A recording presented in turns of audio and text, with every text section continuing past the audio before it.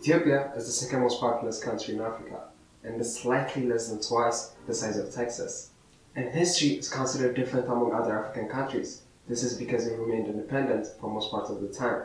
The only time Ethiopia was occupied was from 1936 to 1941 by Italy. In the past, the country was going through bloody coups, uprisings, refugee problems, droughts, and so on. Most of the same problems that exist today. Currently, the country is ruled by the EPRDF, or the Ethiopian People's Revolutionary Democratic Front, but that's just the cover for the real people in power, the TPLF, or the Tigrayan People Liberation Front.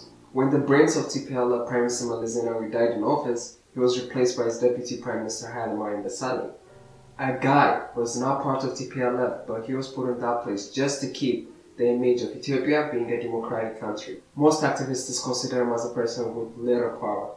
This is because they see TPLF as the one that moves all the pieces behind the curtain. Economy-wise, Ethiopia was considered to be one of the fast-growing states among the 188 IMF states. The growth mainly came from infrastructure, as well as agriculture and service sectors, but mainly infrastructure.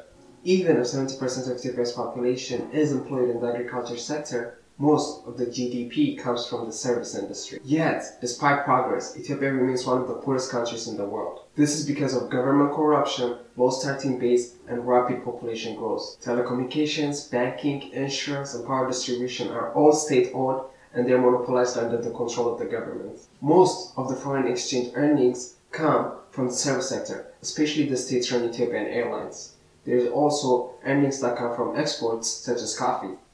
Other exports include oilseeds, chat, live animals, vegetables, meat products, and so on. In foreign direct investment, the country has attracted roughly 8.5 billion from China, Turkey, India, and the European Union. From the United States, the FDI is supposed to be around $567 million. The only problem is this money is being taken and getting funneled through companies that are owned mainly by the TPLF.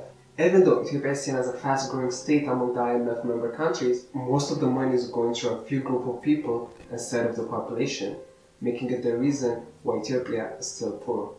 If you want to see more videos about anything that happens around the region, please subscribe to the channel below. If there's also any topic you'd want to be presented, please let us know in the comment sections below. Thank you.